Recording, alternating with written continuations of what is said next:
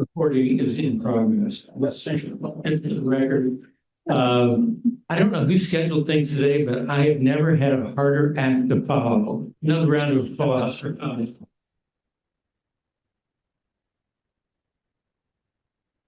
So I'm here today to provide a state of the city. And if you take a look at your tables, you've got a handout that will cover some of the key points as we go through. And we're happy to answer any questions that you might have as we go through.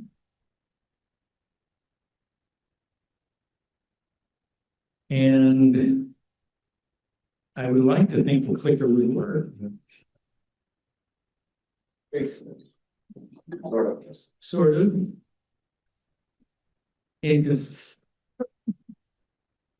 All right. Some of you have seen these signs before, but we wanted to just give you an overview of the feedback that we get from our citizens on the quality of life that we have here in Klein. As you take a look at that feedback, and we do this survey every other year, you can see that our citizens think the quality of life here is superb. And that's what you see on these charts. And with over 300 different cities being evaluated, you're aware that the trust in government overall is down, but that's not the case here in the city of Klein. Our citizens have ranked us #1 in the country as far as confidence in our government. #1 in being honest. #1 in being transparent. So we're very grateful for that, and it's due to the hard work of our staff and our council and the involvement of citizens like you. Now we're going to, if technology permits, have a video highlighting some of the key accomplishments here. And talk amongst yourselves as we wait for the video.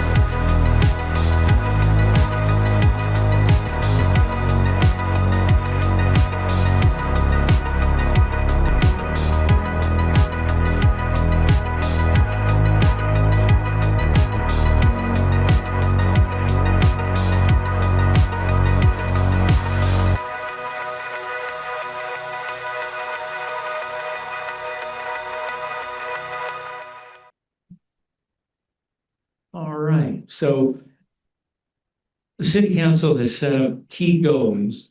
Every summer we do strategic planning and identify our goals for the next year. And so the key goals that we're looking at, we want to provide financially sound guidance for the services that are valued by the community. We want to have resilient city facilities and infrastructure. We want to revitalize 86th Street neighborhoods, and we want to be a great place to live, the premier location for families. And I think that's recognized as that for the metro. And we want to take care of our distinctive Klein Greenbelt, something that we're known for. Now, it's not possible to look through all of the different things that we've identified here during strategic planning as far as our highest and top priorities. But just to take a look at what we're looking at as far as our budget goes going forward.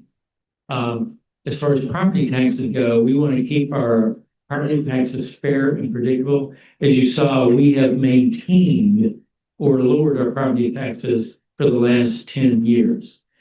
We also want to maintain adequate cash reserves.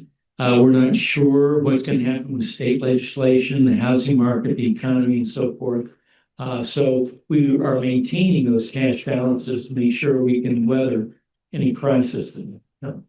So again, our tax rate is $9.92 per thousand.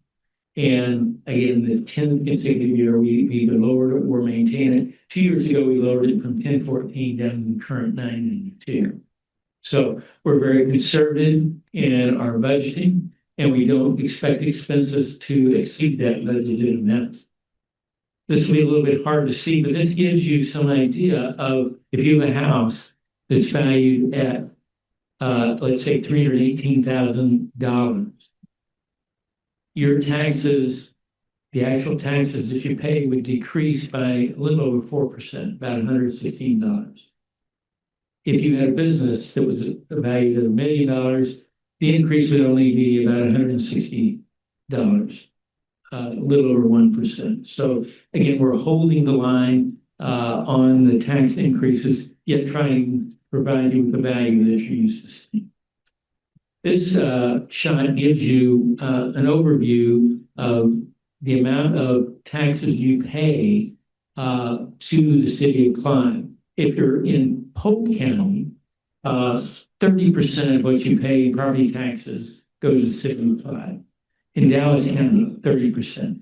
The majority of what you pay in taxes, if you flip on over to the back of your statement, is to the school district. So 38% if you're in Polk County, going west Des Moines, 53% if you're in Dallas County, going to Milwaukee, and then a smaller portion going to the county and other taxing entities. So just keep that in mind when people talk about their property taxes. The city only takes about 30%, so it's only a small part of what you pay in property tax. We work very hard as a council and staff to keep the tax rate as low as possible. If you take a look at here, you can see where we are relative to the rest of our neighboring communities. Clive has one of the lowest.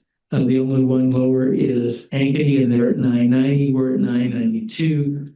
Contrast that going all the way up to the city of Des Moines, which is at 1661. So again, you've got that chart in front of you in print to look at as well.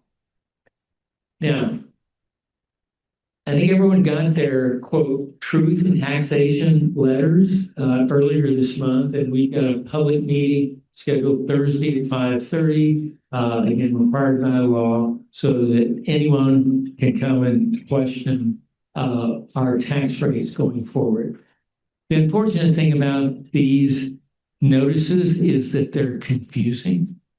They're not property specific. And so if you look at it and you pick it up and you see 3.18% increase, you're thinking, oh my goodness, Clive is raising our taxes. When you look at the prior screen, actually what we're doing is lowering your taxes by a decrease. So again, don't be confused by this graphic and the information that you get from the truth in taxation letters. We've done everything we can to hold the line, and in fact, are lowering the property taxes. And this also, on our website, we have a property tax calculator so that you can plug in the value and see how much your property taxes will be based on just the city of Clive. And so that'll make that a little bit easier to understand. It's not relying on what the state required document indicates. So this, again, may be hard to see, but again, you got this in the handout in front of you. showing you that $318,000 house, showing you how much goes to public safety, recreation, and so forth. So you can see where the tax dollar goes. This is the better graphic. So you're paying basically less than $1 a day for public safety, about 50 cents for recreation and library, public works about 34 cents, a total of about $3.85 per day for Clive property taxes to get all those services and amenities. So again, less than price of a cup of coffee these days. The total budget, again, a little bit harder to see, but you can see capital expenditures and take a large chunk, the general fund another, and the utilities another, and the other ones are smaller. So just to give you an overview of that general breakdown there, again, public safety takes the biggest share, rec and library, the next biggest, general government, public works, capital projects, community development, and then other ones take less than that. So that just gives you a quick overview of where the money is spent. Capital improvements going forward, we got about $40 million planned. Big chunk for flood mitigation, $14 million going to streets, and then parks and trails, a little over $1 million, water, a little over $1 million, stormwater, over $1 million, traffic, 1.2 million, and so forth. They give you some idea of how we're reinvesting in our infrastructure, taking care of streets, flood mitigation, spaces, park facilities. Big projects, as you saw in the video, Land Park will reopen this summer. We've got a new playground, the spray ground. It's a $5 million project. And we've got Greenbelt Landing opening this summer. That was an $11 million project. And then the Greenbelt expansion along Walnut Creek, $12 million over a 4-year project. Again, street rehab will be $14 million. Country Club street rehab will be $2.6 million. Alice's Road there, total project cost there will be $23 million. Hickman Interchange, which will endure for the next 4 years, $100 million project. 5 share of that is $3 million. Local option sales tax, you're aware that 50% of that goes to property tax reduction. We also are using that to pay off the Clive Public Safety Center. So again, no increase in the taxes there because of good stewardship. We've done various things to deliver improved services as well as keep our tax rates low. We've got $85,000 in annual savings because of our agreement with the city of Urbandale on sharing ladder and engines. We're also right now in a study with Clive, Urbandale, Waukee, Windsor Heights on fire EMS service study area, which we think will also improve services and allow additional cooperation between those 4 cities.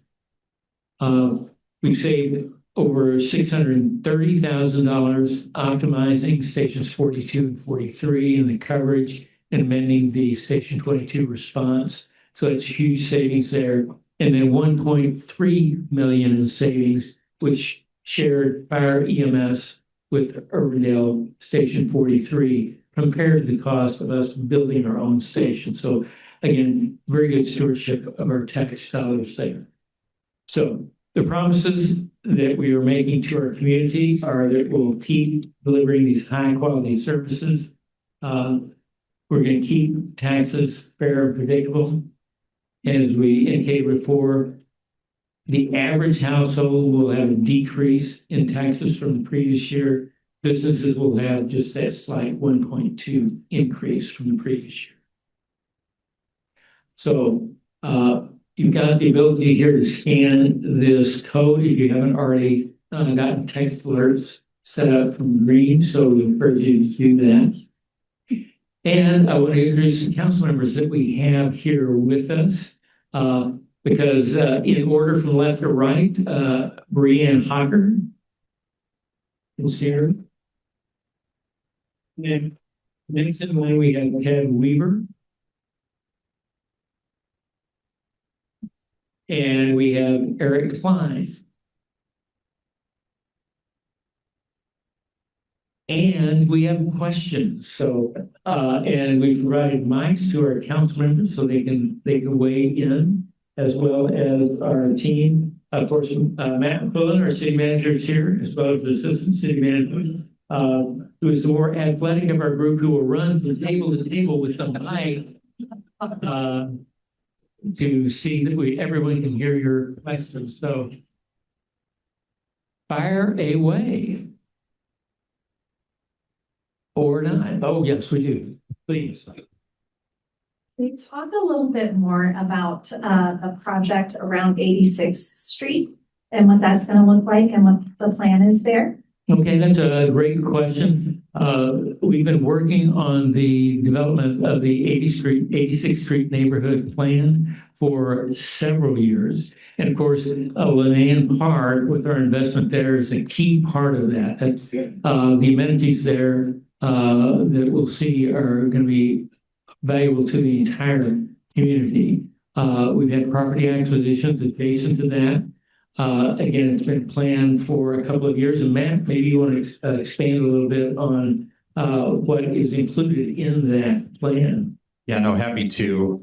86th Street, some other focus areas related to land acquisition is many of you probably have seen our flood prone property buyout area, which is along the University Boulevard corridor. That is the flood mitigation capital investments that were mentioned in the slide. That is a big focus for that particular area, as we've been purchasing a number of properties down there that were prone to flooding from the floods that we've seen over the past. And we've been kind of getting people out of harm's way, getting property out of harm's way, and that will be a continuation of that. That's encompassed in the overall 86th Street neighborhood plan. As Mayor mentioned, Lenan Park is a key investment. We're also looking at better trail connectivity for that neighborhood down to the Greenbelt. And so from the Lenan Park kind of Crestview area south down to the Greenbelt is a future project that we have planned, kind of that 82nd, think of the kind of 82nd Street corridor if it continued south is an area that we're looking at. Also, the vacant ground that the city owns to the west of Lenan Park is a focus area that the council prioritized in strategic planning to understand what could be the redevelopment opportunity there at that corner. Also here this spring, staff is going to be presenting a proposed housing strategy or housing program for council consideration that the council prioritized, and we would anticipate the 86th Street neighborhood being a focus area for that strategy. So these are all components that are laid out in that 86th Street neighborhood plan that was approved by the council a number of years ago, and now we're really in the implementation stage. There's a lot more projects to come down the line, but that's really the focus areas right now. Thanks, Matt. Any council members want to add anything to that? Mayor, just one other quick thing here. Many of you have noticed the old Clive Police and Fire Station has now been repurposed into the Hardback Center, which is a community center focused on library services, focused on providing a lot of indoor activities for kids, and it will be a great part of the Lenan Park system, really for Clive citizens and others to enjoy as well. Thank you, Eric. Other questions or comments? Can you tell us more about the Greenbelt landing, I guess the opening and kind of what's going on? Question is about the Greenbelt landing and its opening this summer. It has a tremendous number of amenities that we're fortunate to have so much community support. The Ashley Oakland Playground, a successful playground that will be, it's already completed. We're just completing the work around that. So we have that. We have the new, what had been our event center. It's been renamed and repurposed and expanded. So it's a beautiful space there. And we've got walkways down to the creek, just in a tremendous event space. But again, I think we could expand on that. Matt, do you want to say a little bit more about the artwork that we've got going? Sure, Your Honor. Yeah, there is in addition to the stage, the new platform stage that'll be there where the Clive Festival will be housed. Adjacent to that space, we were working with an artist from Toronto, Canada.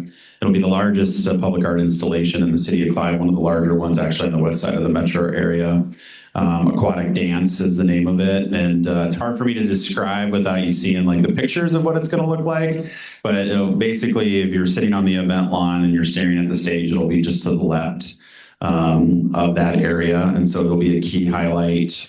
We have a number of investments from Bravo and some other entities that are investing. NCMIC, where you're sitting today, is a major funder of that public art piece. So we thank the NCMIC group for that investment, as well as a number of other donors. So the Variety, which is the Ashley Oakland Star Playground, will be one of the largest all-inclusive playgrounds in the metro area, which we're excited about opening, and a number of other investors and donations from both state and federal that'll be contributing to that project when it's completed this summer. And the Clive Festival, as was mentioned in the video, will be the kind of the ribbon cutting grand opening for Greenbelt Landing. So multiple years in the process here to get it to where it's at today. But if you've driven by it, you'll see a lot more finishing work starting to happen. And the Creekside Pavilion is nearly principally done and completed, and we'll actually start having rentals in that facility in May. So it'll be kind of a soft opening for portions of the Greenbelt Landing, and then the big opening in July. Thanks, Matt. Any council members want to add? Oh, another question over here. Stay right there, Matt. So you guys took into the parking. What are you going to do with parking? Are you going to, like, on the top of the hill, put more permanent parking up there because you're taking a lot of the parking lot? Well, we actually added to the parking lot. So you can't see that until you get into the site. So the parking lot actually expanded east towards the Creekside Pavilion building. We now have like kind of a turnaround that goes all the way back there. We had a few, if you remember the old special events building, we had a few parking spots like right adjacent to the building and some handicap spaces right adjacent to the building. Now we have a turnaround that goes all the way back there, and it's going to be used for a variety of reasons. There's additional parking spots that get you closer to the building, which we always have heard there was a concern to get the parking lot spaces closer for renters. Also, we'll be able to put food trucks there for certain events. It'll be a little bit easier to get in and out. So we've actually, even though we took out a few parking spaces interior to the parking lot with some of the amenities that we added, and we're also going to add in the future some electric charging, vehicle charging stations there too. The parking lot really hasn't lost any spaces. In fact, we've added to it. But then we also still have the overflow parking to the south. So we're hoping that we're creating a much better kind of event experience when you come into that site. With the parking flow is going to be much better too. If you remember the old parking lot, you now will be able to drive straight through in front of the aquatic center versus having to take an immediate left when you pulled in to the parking lot. So once you get to utilize the parking lot, you'll say this makes a lot more sense in terms of traffic flow than the way we had it before. Other questions or comments? Yes, How's the progress on City Hall coming and the renovations being done there? it's moving right along, Matt. Yeah. So actually just took the council for a tour through the lower level. So the upper level has been completed as of August of last year. So we did the renovations in 2 phases. The lower level, the phase 2 on the north half of the building, we're really starting to wrap it up now here over the next month. So flooring's being installed, tile. We're hopeful in April here we'll have all the new office furniture installed, and then by May having folks back into the building. So administrative services and community development department are housed over at the Harbach Center right now. So for those of you who are looking for them at City Hall, the staff is actually housed over there. They will move back hopefully by the end of May is our target. One thing that we're going to be doing prior to moving everybody back in. So if you've been to City Hall, the sidewalks, some areas are in pretty rough shape. We're actually replacing a number of the sidewalks, putting in some ADA ramps in certain locations, having a sidewalk that actually connects you out to the street, which we've never had before on that parcel. And then we're doing an overlay over the entire parking lot. So we're going to get that work done. That'll actually be the work that'll kind of hold us up to get moved back in. Everything inside the building will definitely be done by then. So we're on kind of on schedule, on track for that to be completed by the end of May. Well, Matt, can you tell us how the customer experience will be a little bit different as folks come in? Yeah, so one thing we'll have now is Community Development Administrative Services will be in a combined reception answering point. We used to have the two different entrances. If you remember Old City Hall in the north half, you'll come into the main City Hall entrance. We'll have a much better reception experience. We'll have multiple stations for people to come up to. We'll have a kind of a glass transaction desk, better than we've ever had before.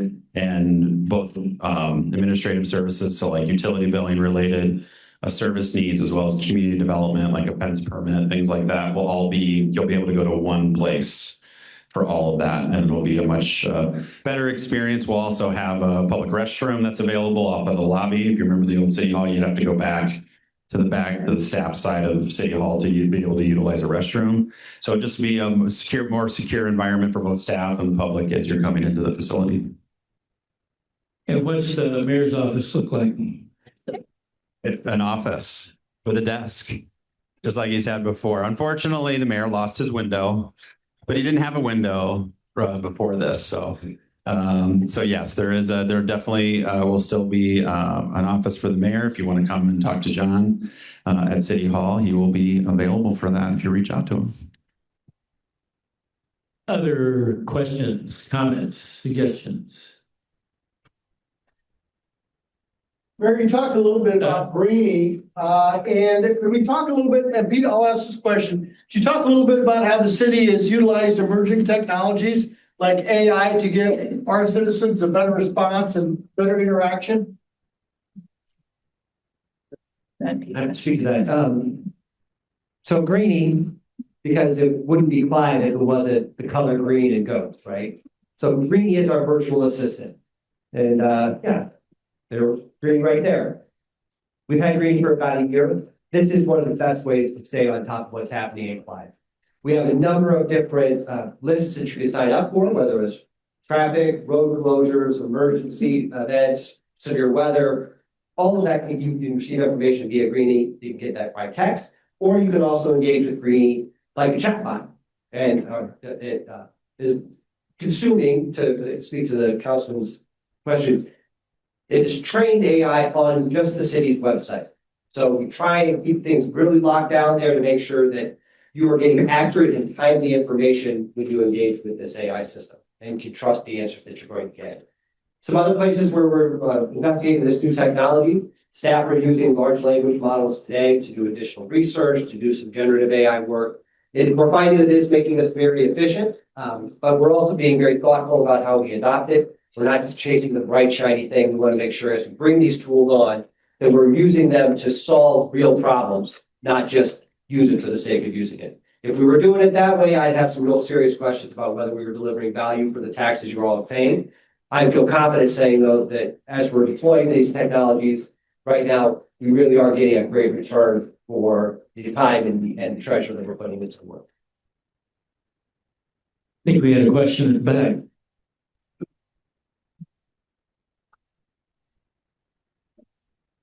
Got kind of a two-part question, but the first question might be very quick because it might be more of a DOT question. But I just noticed I live in Grimes, but I come down 3580 and I pass Heckman every day going to work. Any thought or what the look might look like when it completes with the pedestrian? Looks like maybe there's some pedestrian bridges that are constructing on either side, northbound and southbound. Any thought with that or in the city? It will be beautiful, beautiful, beautiful when it's done. But yes, to have that trail connection crossing the interstate is going to be fantastic. So, Matt? Yeah, so we'll very much enhance pedestrian access around that interchange. If you remember it before, you could not ride your bike east-west through that corridor. So the bridges, the pedestrian bridges that you see over the on and off ramps on the north half of the intersection is exactly that. It's going to be, you'll be able to bike across it. There's actually a tunnel under the interstate. Half of the tunnel has been built on either end, and then they're working on the middle and they'll finish it. And so you'll be able to go east-west on the Urbandale side of the interchange, protected the whole way. So you'll go over the on ramps and then under the interstate, then over the off ramp, and then you connect right there in front of Lifetime Fitness. Also, when the Hickman work is completed in 2027 into 2028, there's also going to be a tunnel under Hickman on the west side of the interstate. So that will connect down to the Greenbelt Trail. So you'll be able to be in the commercial area on the Urbandale side there with Lifetime, and then also then cross over to the Menard side and then take that all the way down. There'll be a trail connection that goes all the way down to the Greenbelt just west of the interchange. After that trail connection will be in place here later this summer, that at least gets you up to the intersection. And then when the Hickman work is done, the tunnel will be finished underneath Hickman. So quite a bit of big enhancement in terms of pedestrian connectivity. We'll also be doing a lot of landscaping enhancements. So you probably noticed when you've driven through there, there's some kind of concrete forming we did on the walls to kind of give it a little bit of an aesthetic enhancement. Those are the city's investments. So Clive and Urbandale, when you saw the number on the mayor's slide mentioning the $3 million cost, that's Clive's portion. Urbandale has a subsequent portion. The total investment, though, that the cities have made is $10 million, but we've gotten a lot of grants, federal and state grants, down to knock our numbers down quite a bit in that area. And so the cities were responsible for the enhanced pedestrian connectivity, the aesthetics, and then the landscaping and stormwater management that you'll see associated with the interchange, because the DOT just pays for roads. And so we knew if we wanted to highlight it and make it enhance the experience through that interchange, the cities had to come together to invest in that, and that's what we've done. So just another example of our cooperation with Urbandale to achieve these kind of results, particularly stormwater, and to be good stewards of that. Do you want to just give a quick overview of what once Hickman is completed and how it's going to differ from today? So yes, the experience going through Hickman underneath the interstate will be very different than it is today. It'll be diverging diamond interchange. So if you've been on First Street and Ankeny or Grand Prairie Parkway in Waukee and the connections to the interstate, it'll be a similar experience, except it'll be under the road like it is at First Street and Ankeny. So you'll go on the wrong side of the road, it'll feel like it for just a minute when you go underneath the interchange. But what that allows for is it eliminates you having to turn with traffic coming at you, like with a green light like you have today. It's a much safer way to go through an interchange. Yes, it can be slightly confusing when you first go through it, but if you follow the roads and you follow the lights, you'll be just fine, and it's a safer experience to get on and off the interstate. Second question. Second question is Aquatic Center. We love the Aquatic Center, me and my family. Any addition or updates to that specifically? I know with the other construction going on and that on the other side, but I feel if I'm remiss if I missed something, but I didn't know if any addition or things were happening with the Aquatic Center specifically. Well, we've done a number of things that you don't see, pumps and painting and all of that. Matt?